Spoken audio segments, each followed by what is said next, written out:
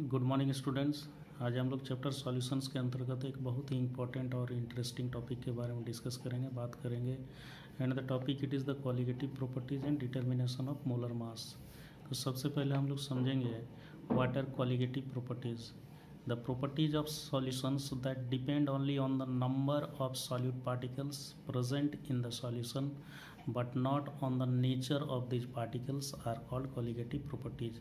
तो ऐसा प्रॉपर्टी जो कि डिपेंड करता है on the number of solute particles and independent of the nature of the particles, the properties are called colligative properties। The word colligative is derived from the Latin word colligere, means here co means together and ligere means to bind। There are four colligative properties, and the four colligative properties are relative lowering of vapor pressure of the solvent, elevation of boiling point of the solvent, depression of freezing point of the solvent and osmotic pressure of the solution। इन चारों qualitative properties के बारे में हम लोग एक एक करके बात करेंगे, पढ़ेंगे। तो सबसे पहले हम लोग बात करते हैं about relative lowering of vapour pressure. When a non-volatile solute is dissolved in a volatile solvent, the vapor pressure of the solution decreases। This means that the vapor pressure of the solvent in solution is less than that of the pure solvent। ये हम लोग पहले पढ़ चुके हैं कि यदि कोई नॉन वोलाटाइल सॉल्यूट को किसी वोलाटाइल सॉल्वेंट में यदि हम लोग डिसॉल्व करते हैं तो vapour pressure of the solution it decreases. Raoult established that the lowering of vapor pressure depends only on the concentration of the solute particles and is independent of their identity। Now let us consider the binary solution of components A, which is volatile liquid, acts as the solvent, and B, which is non-volatile solid, acts as the solute। Then according to Raoult's law, हम लोग Raoult's law के हिसाब से लिख सकते हैं P A is equal to P A naught का A. The reduction of vapour pressure of solvent that is del P A is given as del P A is equal to P A naught minus P A. Here P A naught it is the vapor pressure of the pure solvent, whereas PA is the vapor pressure of the solvent present in the solution, and therefore del PA is equal to PA naught minus P A naught का ये।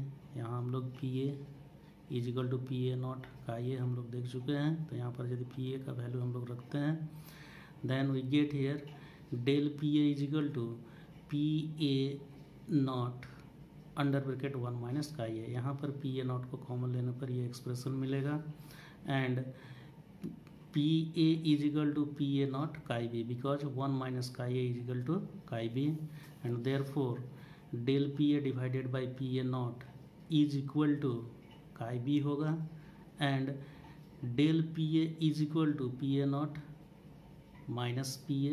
यहाँ हम लोग शुरू में देखे हैं तो उसका वैल्यू रखने पर ये एक्सप्रेशन मिलेगा and therefore P A naught minus P A divided by P A naught is equal to N B divided by N A plus N B. मतलब यहाँ पर काई बी का यदि हम लोग रखते हैं chi B it is the mole fraction of the solute P and therefore chi B is equal to this N B divided by N A plus N B, where N B is the number of moles of solute and N A is the number of moles of solvent.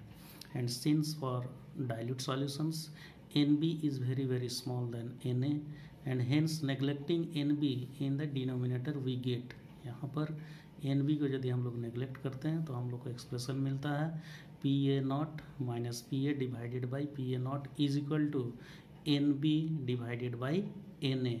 और N B and N A का यदि हम लोग रखते हैं यहाँ पर value या expression N B it is the number of moles of solute, तो यहाँ पर हो जाएगा given mass of the solute by its molar mass. तो यहाँ पर हो जाएगा एन बी के लिए W B divided by M B, और उसी तरह N A number of moles of solvent के लिए हो जाएगा W A divided by M ए।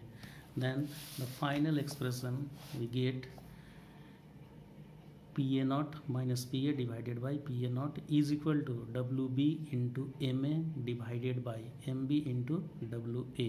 ये एक्सप्रेशन हम लोग को फाइनली मिलेगा where WA and WB are the masses and Ma and Mb are the molar masses of solvent A and solute B respectively. From the above equation या expression हम लोग को जो मिला, knowing all other quantities, the molar mass of the solute that is Mb can be calculated. इस expression से हम लोग molar mass of the solute calculate कर सकते हैं. Now one example NCERT exercise problem है पेज नंबर 60 का. ये problem number 2.15. N aqua solution of 2% non volatile solute exerts A pressure of 1.004 bar at the normal boiling point of the solvent. What is the molar mass of the solute. यहाँ पर हम लोग को solute का molar mass यहाँ पर determine करना है. And for this let the mass of the solution is equal to 100 gram and therefore WB is equal to 2 gram. WB here it is the solute हो गया, mass of solute, and therefore mass of solvent is equal to, यहाँ पर क्या आ जाएगा, mass of solution minus mass of solute. तो ये आ जाएगा आपका 100 minus 2 is equal to 98 gram. And PA naught is equal to 1.013 bar. PA naught यहाँ पर ये हो गया PA naught, it represents the vapour pressure of the pure solvent. And since it is the aqua solution तो solvent यहाँ पर हो जाएगा वाटर. और प्योर वाटर के लिए PA naught is equal to 1.013 bar होता है. PA is equal to 1.004 bar, ये तो क्वेश्चन में दिया हुआ है. MA that is the molar mass of the solvent. तो molar mass of solvent means here water. तो यहाँ पर MA इज इक्वल टू हो जाएगा 18 gram per mole. And therefore MB is equal to what, ये कैलकुलेट करना है. Now we know that PA naught minus PA divided by PA naught is equal to WB into MA divided by MB into WA. जो हम लोग expression इससे पहले establish किए हैं शुरू में, तो उसमें यदि हम लोग इन सभी का वैल्यू को यदि रखते हैं तो हम लोग को मिल जाता है MB का वैल्यू मिल जाता है. और MB का जो वैल्यू इसमें आएगा ये आएगा 41.35 gram per mole. Means in this case the molar mass of the solute is equal to 41.35 gram per mole. Next हम लोग डिस्कस करेंगे about the next colligative property and it is the elevation of boiling point. Elevation means simply it is the increase in boiling point. A liquid boils at the temperature at which its vapor pressure is equal to the atmospheric pressure. या simply हम लोग कह सकते हैं the temperature at which the vapor pressure of the liquid it becomes equal to the atmospheric pressure is called the boiling temperature or boiling point of the liquid. When a non-volatile solute is present in the volatile solvent, the vapor pressure of the solvent decreases. For example, water boils at 373.15 K or 100 degree Celsius. ये pure water के लिए होता है boiling point, because at this temperature the vapor pressure of water is 1.013 bar or 1 atmosphere. But the vapor pressure of an aqueous solution of sucrose is less than 1.013 bar at 373.15 के.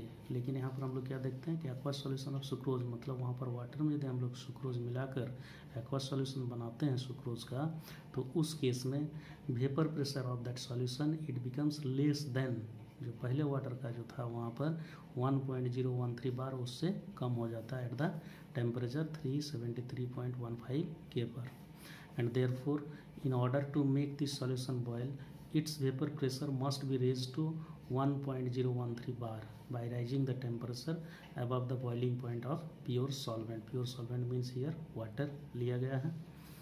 Thus the boiling point of a solution is always higher than the pure solvent in which the solution it is prepared, and which can be shown by the figure given below. यहाँ पर देखिए एक figure है, ये represent कर रहा है this axis, it is the temperature in kelvin scale में इंक्रीजिंग डायरेक्शन में. इन दिस डायरेक्शन ये टेम्परेचर इंक्रीजिंग है, और ये एक्सिस जो है ये वेपर प्रेशर को रिप्रेजेंट कर रहा है, इंक्रीजिंग इन दिस डायरेक्शन है. अब यहाँ पर देखिए दो पॉइंट, एक है सॉल्वेंट के लिए this point, and this one it is for the solution के लिए, and this one it is the boiling point of solvent, and this point it represent the boiling point of solution. यहाँ पर जो हम लोग देखते हैं del T B is equal to, यहाँ पर हो जाएगा difference in the boiling temperature या बॉइलिंग पॉइंट हो जाएगा सॉल्यूशन और प्योर सॉल्वेंट का. तो यहाँ पर हो जाएगा del T B is equal to TB minus TB naught हो जाएगा। In the figure the vapour pressure curve for solution lies below the curve for the pure solvent. यहाँ पर देखिए ये जो कर्व है सॉल्यूशन का और ये है सॉल्वेंट का, तो ये सॉल्यूशन का curve it is below the solvent का जो कर्व है उससे नीचे है, बिलो है। Similar to the lowering of vapour pressure the elevation of boiling point also depends on the number of solute molecules rather than their nature. Let TB naught is the boiling point of pure solvent and TB is the boiling point of solution. Then increase in boiling point, that is del TB is equal to TB minus TB naught and is called the elevation of boiling point. ये del TB या del TB is equal to TB minus TB naught. It is the elevation of boiling point. Experimentally it has been observed that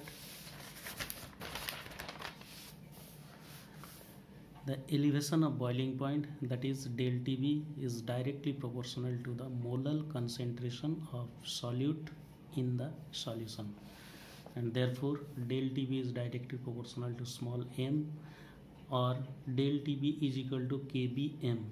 Here m is the molality and kb is called boiling point elevation constant or molar elevation constant.